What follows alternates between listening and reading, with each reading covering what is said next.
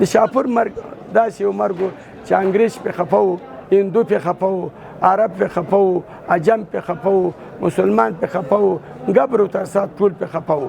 ورزش د افغانستان د ټولو قومونو ترمنځ د ملي وحدت سمبول ده. د مثال په ډول په دې فاتحې کې، په دې جنازې کې موږ سره د مختلفو اقوامو اقشارو خلکو په پوره اخلاص صداقت سره اشتراک وکړو او له موږ سره په دې غمرازي او درد کې شریک وو.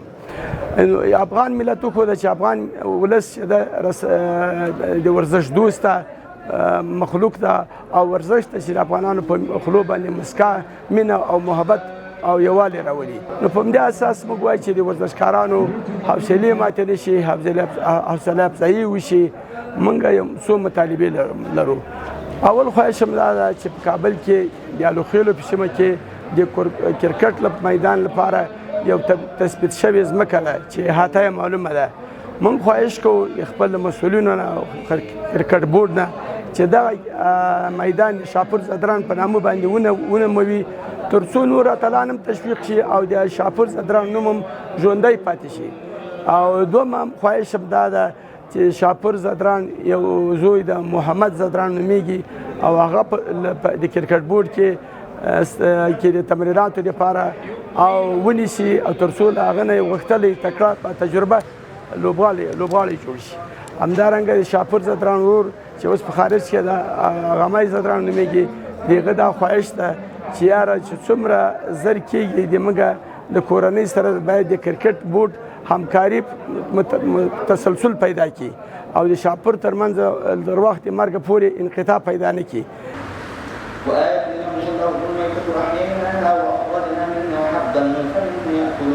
د زدرانو د قوم په نمایندګۍ دغه د فاتحې مراسم نیول شوي وو. دلته شاپور زدران یوازې د خوست ولایت نه، یوازې د زدرانو د قوم نه، د لوی پکتیا نه، بلکې د ټول افغانستان سړی و. یو ملي ستوری و، ځکه د کرکټ بنسټ ایښودونکي له جملې څخه حسابېږي. دا هغه اتلان وي چې د افغانانو پر شونډې مسکا راوستې وه.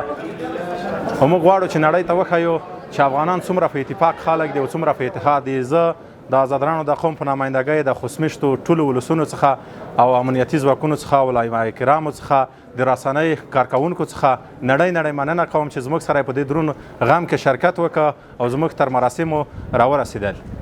موږ د ده په وفات خفه یو، پرې غمجن یو.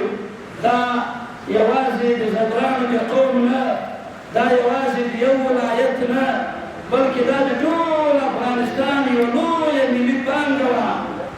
ده د کارنامو د وجې نه افغانستان ته ډېر افتخارات ور په برخه سوي دي. ده د ښایسته لوبو د وجې نه زموږ د افغانستان د ډېرو خلکو په خولو باندې خندا راغلې ده.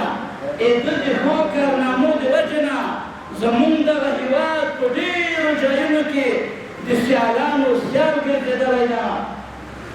دا یو ملي شخصیت و. دغه غم هم ملي ده. دا یو ملي شخصیت و. دا جدایي هم یوه ملي جدایي ده. ده په وفات باندې د افغانستان ټول ولسونه خصوصا ځوانان دا خفه دي، پرې غمجن دي. د کورنۍ سره موږ په دغه لوی او درانه غم کې ځانونه شریک بولو او د مرحوم جناب شاپور زدران صاحب مړینه دا یوازې د دوی د کورنۍ نه، د قوم نه، بلکې د ټول ملت دپاره یوه لویه ضایعه ده.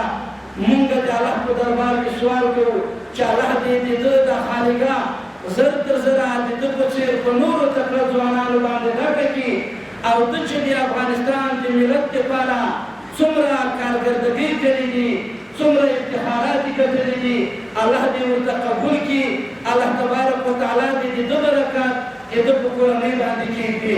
موږ د خوست ولایت د پښتو ریاست ژمنه کوو چې د ده تاریخ به لیکو، د ده مېړانه به لیکو، د ده تاریخ به له ځان سره ژوندی ساتو او دی به زموږ د تاریخ په زرینو پاڼو کې په زرینو کرښو باندې لیکل کېږي. انشاءالله د ده یاداشت او د ده تاریخ به دا له موږ سره ژوندی وي او د کورنۍ سره ژمنه کوو چې انشاءالله موږ په هر برخه کې ملګري یو او په دغه درانو په لوی غم کې درسره شریک یو. جناب مولوي صاحب ډېره مننه